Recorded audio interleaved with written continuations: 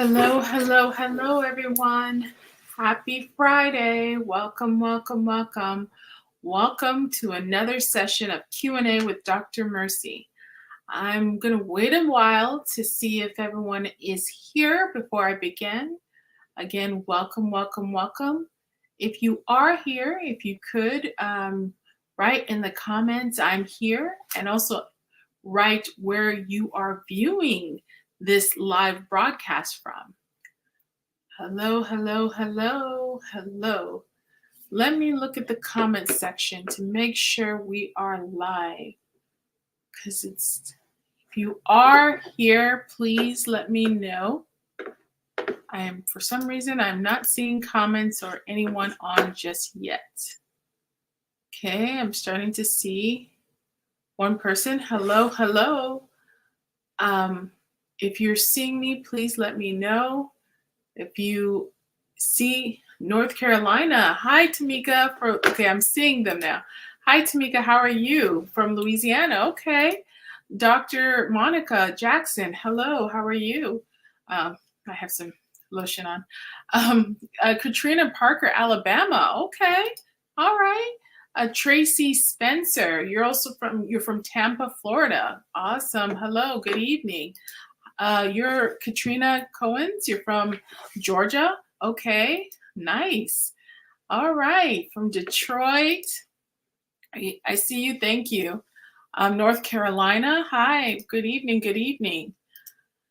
Okay, we see you. Thank you. From LA, California. Okay, and New York. Thank you, guys. Thank you. I wanted to know if you could hear me. I wasn't getting any comments. It was a little bit delayed, but I'm glad you can. Hello again. Welcome, welcome, welcome to another session of Q&A with Dr. Mercy. I'm Dr. Mercy, Chicago, Dallas, close by, Chicago. All right. I'm Dr. Mercy, and welcome to another session of Q&A with Dr. Mercy. Charlene, hello. Hi, everyone. Okay, well, let's get started. I haven't been around in these streets for a while, so I just want to say, first of all, Happy New Year's. Thank you. Thank you so much. Just want to say Happy New Year's, first of all. And I know some of the previous broadcast has been by Dr. David Ajibade. He's been talking about dementia and in the Black community. So if you haven't heard his session, he has really good insight and information when it comes to that. Feel free to go on the BWE platform, social media platform, whether it's LinkedIn, whether it's a Facebook, whether it's YouTube, and look at those previous footage because he does give a lot of gems in those broadcasts. What he has realized in his research of dementia is that a lot of the caregivers don't really understand the nature of dementia. Dementia is a very debilitating, progressively debilitating disease. And the more you know the signs, the better that the person, whether it's your mom or your dad or relative, but the better that they can get tested for dementia, and the better it is, the earlier that you detect the symptoms, the earlier they can get medications for it. And even though it does not cure it, it does sometimes slow the progression. And then for some of these symptoms that they exhibit as they progress along with dementia, such as agitation or irritation, having an early detection is key because you can be able to treat them with certain medications to kind of calm them down. A lot of people, when I see them in the hospital and they have patients with dementia, thank you, Melissa. Yes, dementia is in an increased rate, actually. A lot of people that I see in the hospital, when I see them as patients, they're like in the 70s, 80s, 90s. And after my many years of experience working with patients who have dementia, I kind of can get a sense just by talking to them within 10 minutes that, oh, this one has minimally underlying cognitive impairment, if not dementia. So as I talk to the patient's family members, because I can't get a history, I can't get an understanding of what brought the patient in, so I have to talk to the family members, I always ask them, does your mom, does your dad, does your uncle, does your aunt have dementia? And they're like, oh, no, they don't. I was like, but do they have trouble? Do they have forgetfulness? Yeah. Are they able to, conduct the daily living of activity? Can they be able to dress themselves okay? Can they cook for themselves? Could they clean for themselves? No, they need assistance. Do they even remember you sometimes? Sometimes they don't remember me. Oh, but it's that's how we are as we're gonna get older. We just imagine that you're gonna be forgetful. No, that's not how everyone is. I treated people who are 97-year-old, who are quick, who are witty, who are talking with conversations, and they remember things and they're able to understand what is presented to them. So that's not how everybody is. So if you start noticing in your family members that people are forgetful, people, they may, they cook something and they forget about it. Okay, once in a while is okay, but if it's consistent, that's an issue. If as you're talking to them, you're asking them questions, they're not able to respond back, or they're forgetful of your name, or they're forgetful of how to do simple things, then start getting them tested. The sooner, the better. Because with dementia patients, what I've observed with caregivers is as they get to this level where their dementia starts being more obvious, but not to the family members, the family members start, as the dementia patient starts to do things like irritation, they a lot of dementia patients, they can get very irritated very easily. They'll just get angry, and so the family member thinks they're angry at them, not knowing, no, it's the disease that's causing them to be like that. And so a lot of the things that the family members had to endure with this patient, had they known it was due to their dementia, things would have been a lot easier for them. So what are some things? Tell me things to ask, please. Well, things to ask about what? I'm not quite sure what you're talking about. But anytime you see in an older patient forgetfulness, and so this is how and this is not the topic of my conversation, but it being an important conversation to have, we'll just talk about it. When I assess someone in the hospital, first thing I want to know is, how oriented are you? What does that mean? I will ask you, okay, where are we at? That's the first thing I ask them. If they don't know where they are, that's a high tell sign that they're cognitive, they have some sort of cognitive impairment, and likelihood they may have some underlying dementia. If they don't know the time and the date, yes, that can be typical. As we get older, we lose track of time and date, but if it's consistent, is something to look further in. And especially if they don't know their name, okay, then you're in trouble. A lot of people who have previous medical histories of strokes, over time, dementia tends to be something that they can develop. So keep that in mind, especially any of your family members who have had or strokes in the past. They start being forgetful, that's something to want to consider. If they start wandering off into outside and they don't know how to get back to the house, that's a problem. Like I said, with the cooking, that's a problem. So just start noticing how their mental change is. If they can't tell you what you and them have been talking about the last 10 minutes, but they can tell you what happened in 1950, that's also that's also a sign that there may be some dementia underlying. So if you start considering and wanting to know, okay, I think my mom, my dad, my aunt, my sibling, or even my uncle may have dementia, what do I do? Well, obviously you go to your primary care doctor, you speak with them, and they can refer you to a neurologist who can now do some neurophysical testing to see exactly if this person has dementia or not. They're likely going to do a scan of their head. If they notice that the person, when they do the scan, has history that has some underlying old strokes, that's an increased risk factor, like I said. Then they'll do some of the testing that I even just told you right now, as far as, oh, how oriented are they with their surroundings? How quick do they remember things? Like they'll give them a pen. They'll say, "Here, what is this?" And they'll say, "Pen." Okay, here, what is this? This is a cup. Okay, in 10 minutes, I'm gonna ask you, what did I just show you? So they'll go off, talk to them about something else, and then after 10 minutes is up, and say, what were the 2 items that I showed you? If they can't remember those 2 items, there's a likelihood that there's some underlying dementia. So these are just some of the keys that you want to keep in mind when you're dealing with older patients. And when they have dementia, I just always want to stress with the family that some of their actions is not necessarily because of who they are. It could be because of the dementia.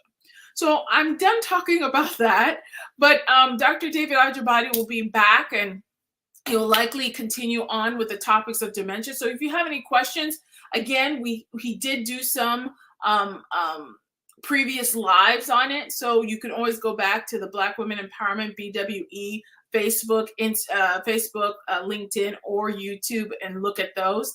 I think me and him did a session.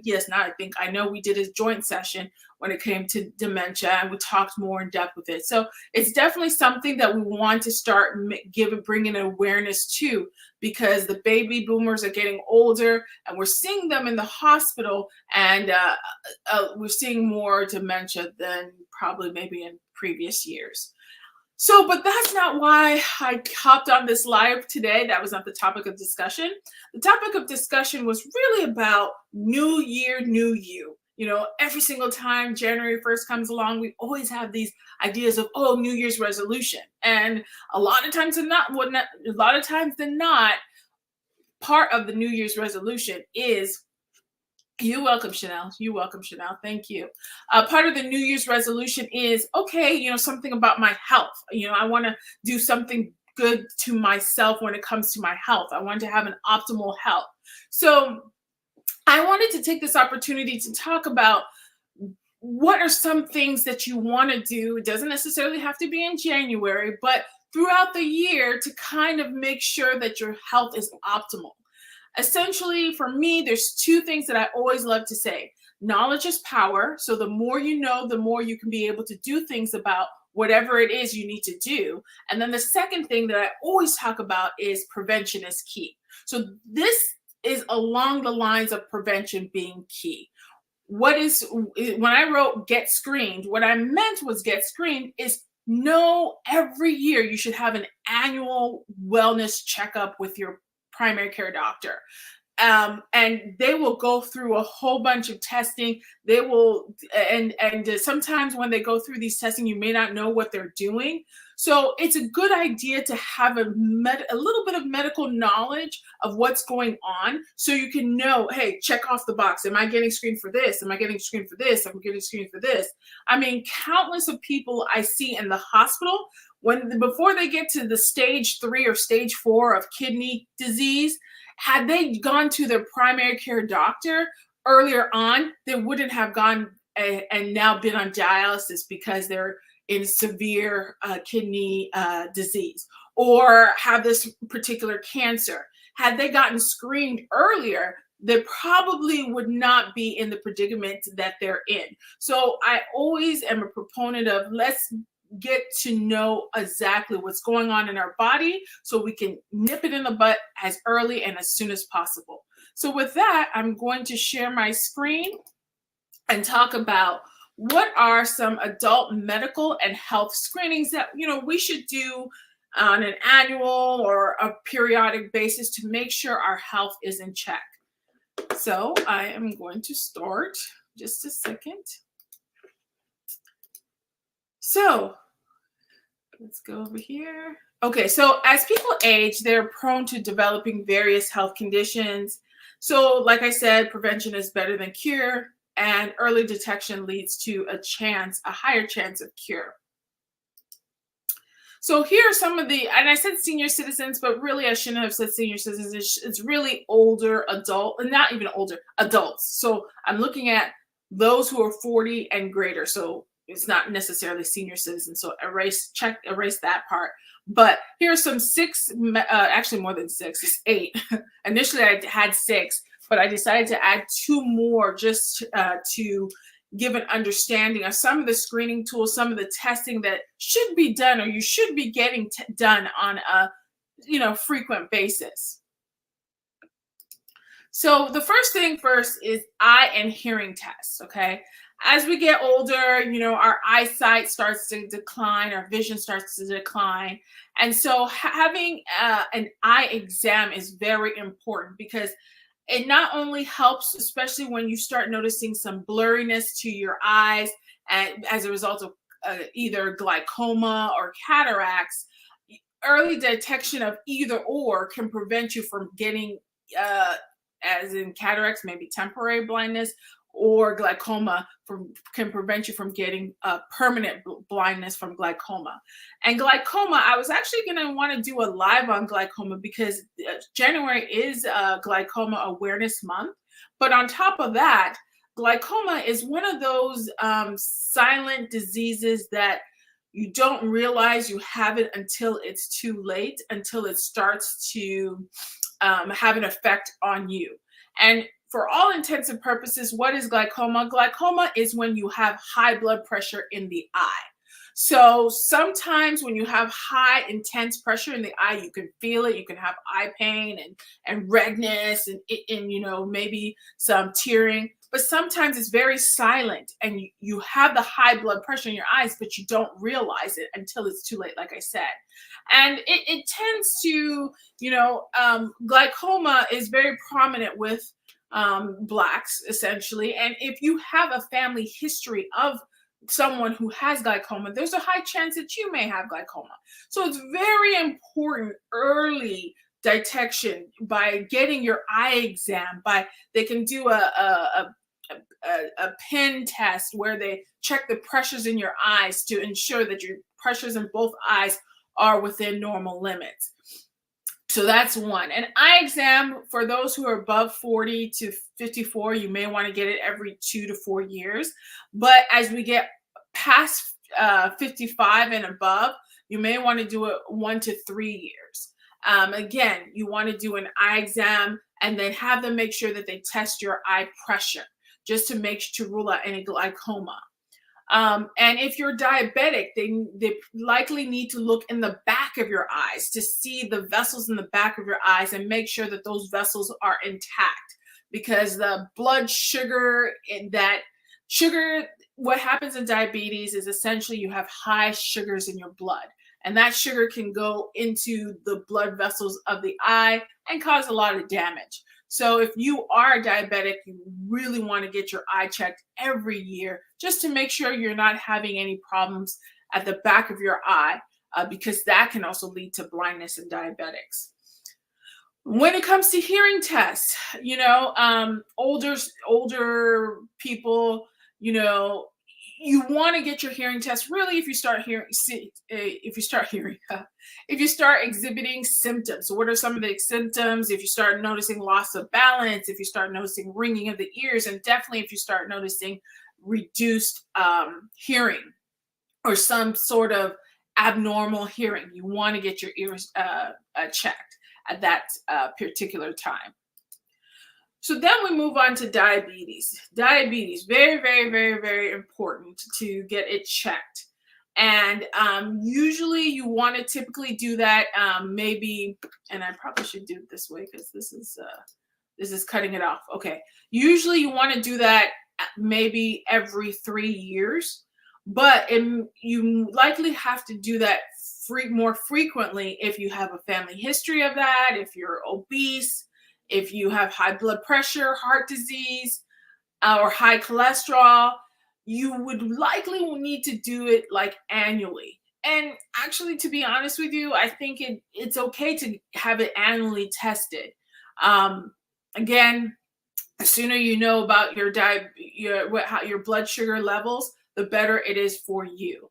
Because having high blood sugar is not a good thing when it's not detected, because it can affect your kidneys, your liver, your heart, just about any organ in your body. So the sooner you get it nipped in the butt, the better.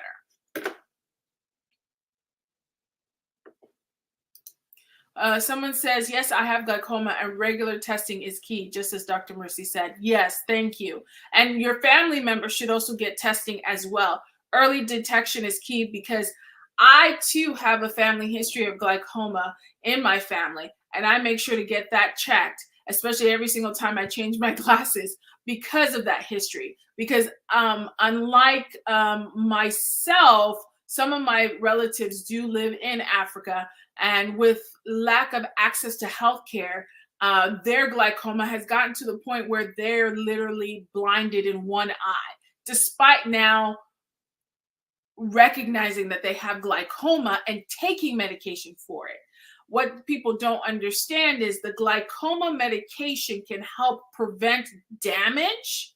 It can help prevent damage, but once the damage is done, it's irreversible. So, like I said, the sooner you get it detected, the better it is for you.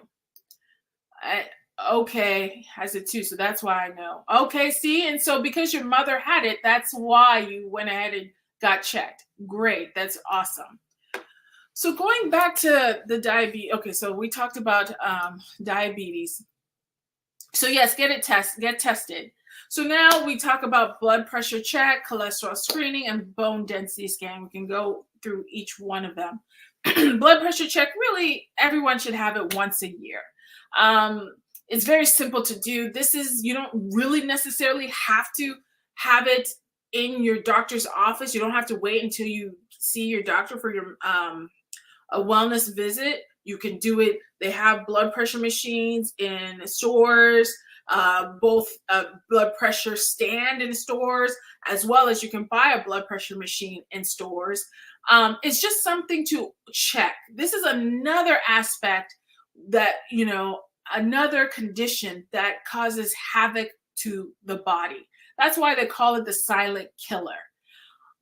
Again, in my medical mission trips that I've had done in the past, I have come across with people who have had blood pressure levels as high as in the 200s, and they're walking around like nothing is affecting them. When you ask them, hey, do you have headaches? They're like, oh yeah, once in a while I get headaches, once in a while, not knowing that they're a ticking time bomb ready to explode in the form of either a stroke or a heart attack.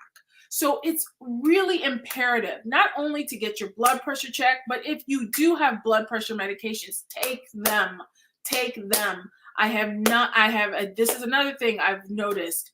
I work in the hospital. People, I guess once they feel like they're good, they stop taking their medications. No, especially when it comes to blood pressure medications, it's key to keep the pressure in your body low, within normal limits, because if not, it affects the heart, it affects the brain, it affects the kidneys, liver, pretty much any organ that it can affect, it affects.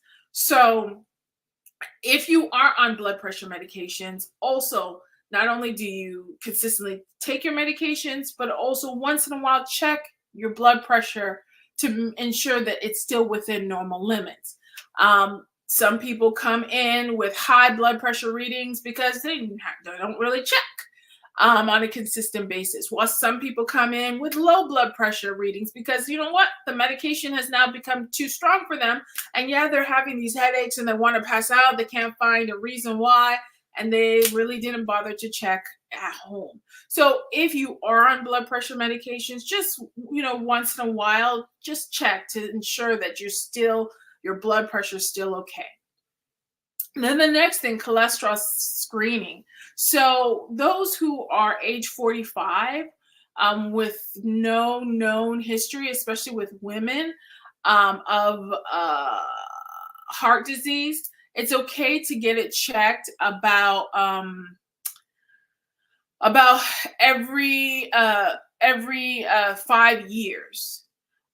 But those who have known history, they probably should get it checked a lot more sooner, like annually. Again, why? Because cholesterol, just like diabetes, wreaks havoc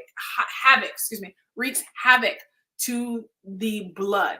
So you can have, just like, and I always like to tell people this analogy, and I don't know if people understand it. Your blood cells are almost like a donut, okay? They kind of look like they're donut shaped, okay? As they're going in the vessel, okay, they're surrounded by fluid.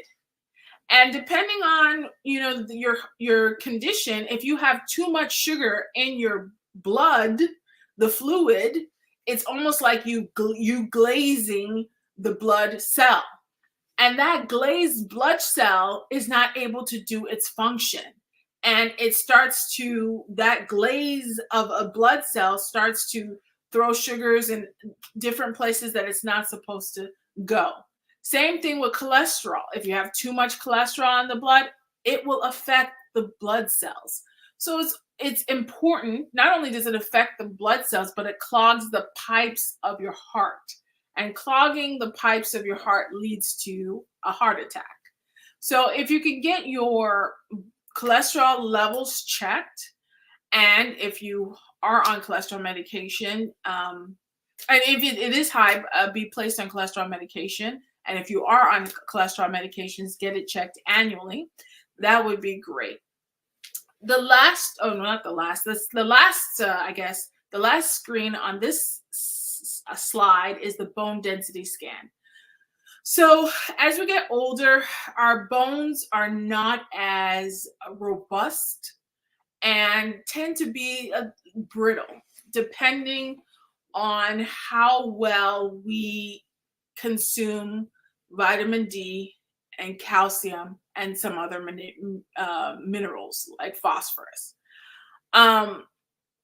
So these brittle bones can break. And that's why you see, as we get older, older citizens, just by falling, they end up breaking their hip. So to prevent hip fractures from occurring, it's really important, starting at 65, to get a bone scan. And what it is an image that is done to look at your bones to see how strong they are, to see how much calcium or vitamin D it has, how strong it is. Is it brittle or is it strong? And depending on that, if you are really low, it's a term called osteoporosis. And if you have osteoporosis, we have to give you some medications to get your bones more stronger. So that's really important. Again, bone scan to help see how brittle your bones are, and that ultimately helps you with not getting any further fractures. So we move on to vaccinations. This is back in the day, this used to be a topic that just everybody talked about and moved on with their day, but it seems like now it's something that has been a controversial topic, but notwithstanding, we still have to talk about it. So vaccinations, it is a good idea to stay up to date with your vaccinations. Just to give you just a general overview, here are some of the vaccinations that we do as physicians or as medical providers look for our patients to have. We can always recommend. At the end of the day, it's up to you if you want to take it or if you don't want to take it.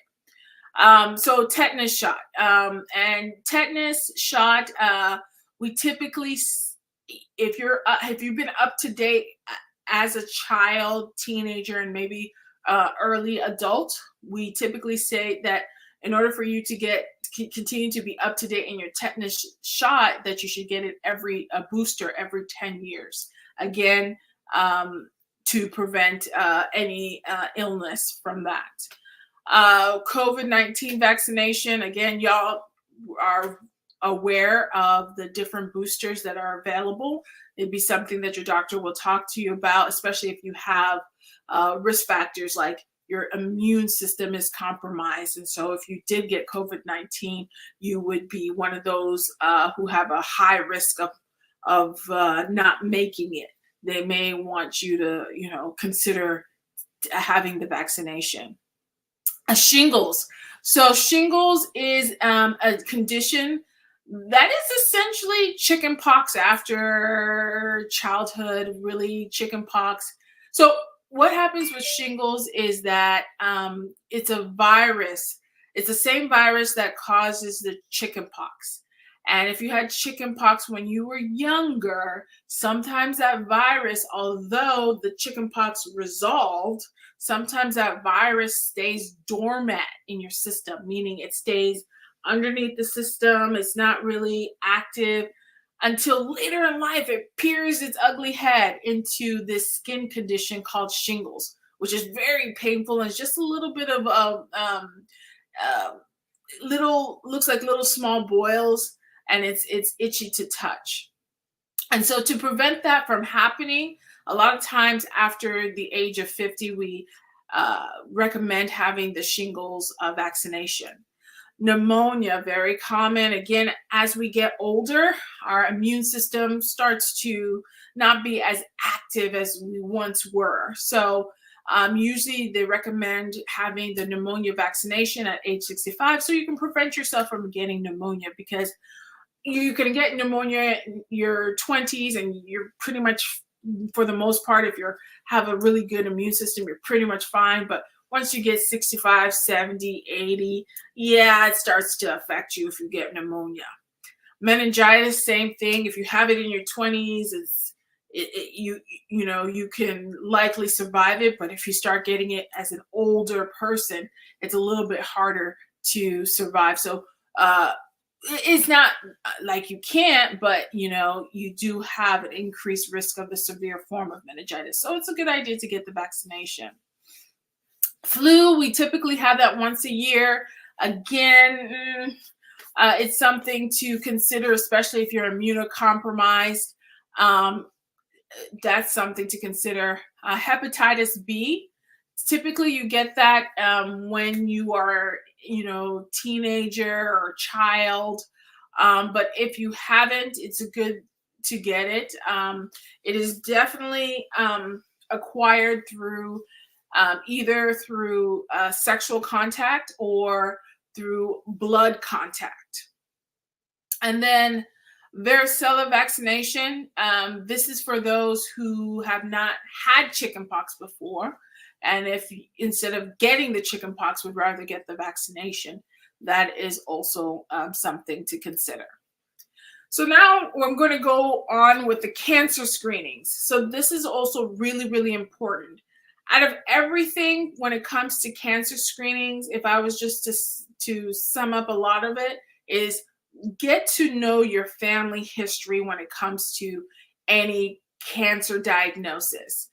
If your aunt, if your uncle, if your mom, if your dad, if your siblings had any form of cancer, that's something that you should be screening for as soon as possible. So let's say your aunt had breast cancer in her 20s. In your 20s, if not earlier, you should definitely already start having your mammograms and screenings for that. Because a lot of these cancers, they do occur as a genetic thing, but it can just occur because of environmental risk factors, air quality, exposure to certain environments, like if you're next to like a radioactive plant, you're definitely going to affect you, or drinking very chemically high chemicals in your water, or even some of the foods that we eat can increase your risk or can activate a cancer gene that would have probably been dormant had you not been exposed to an environmental exposure. So definitely really understand your family history, because that is also key as to what type of screening you should have. So for males, prostate cancer, typically at the age of 55 or older, you want to start talking to your doctor about what options you should do in terms of screening for prostate. They're going to ask for your prostate cancer family history, and then from there decide if it's a blood test, if they should do imaging, what sort of thing they should do, even examination, what sort of thing they should do for that. When it comes to breast cancer, at age 40, you should have it every 1 to 2 years. And then after 50, also continue to have it 1 to 2 years and continue depending on your risk factors. Like I said earlier, if you have a family history of breast cancer, you really should start earlier than 40, depending on the age of when that family member was first diagnosed. And you can always rely on your primary care doctor to help you navigate that. If you have any questions on when you should start screening of any sort of thing. So colon cancer usually starts, typically we used to say at age 50, but I guess some cancer associations have now brought it down to 45.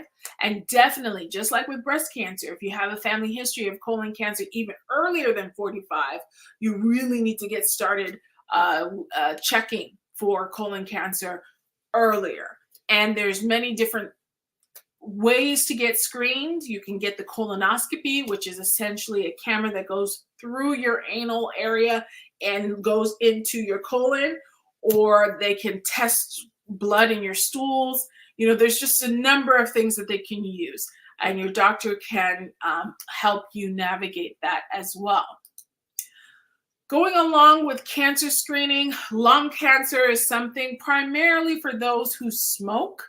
So if you have a smoking history of smoking history, I believe it is, if you're first of all age 50 and above, you have a 20-year smoking history, 20-pack-year smoking history, and you're currently smoking or had been smoking within the last 15 years, you definitely should get checked and screened. And how they screen you is they do this scan of your chest to look for any spots in your lungs. And if there is a spot in your lung, they may either want to go and get a sample of it, or depending on how small it is, they'll monitor that. So if you have a long-term smoking history, it's good to get screening for lung cancer as soon as you can. Cervical cancer is something for women starting at age 30. You should be having pap smears every 3 years, or even before 30, actually having pap smears every 3 years, or HPV tests every 5 years. And those who have risk factors or have family history of it should definitely get it early. All of these screening, again, talk to your doctor when it comes to that, because depending on your individual history, they may have you do it earlier or later, depending on the tests that they do use or your risk factors. So, all right. And I think I am done when it comes to screening and the various tests that should be done when you get or see a doctor on a consistent basis. Again, knowledge is power. And so my goal is for you to have an idea of what we're checking when we do those annual physical exams or the annual visits. Having your basic general labs is key, because at that point, when we're checking them, we're checking for any signs of anemia, which is low blood count, any signs of kidney issues. Again, like I said, any signs of high or low glucose issues, and even how your thyroid is doing. And of course, we talked about your cholesterol. So I would make it a habit in the beginning of the year, new year, new you, to get checked. And the sooner you know, the better it is for you. So with that, you guys, I think I am done. Thank you guys for tuning in. Again, we have this every Friday, so I hope to see you on another live. Until then, have a wonderful day and have a wonderful week. See you later. Bye.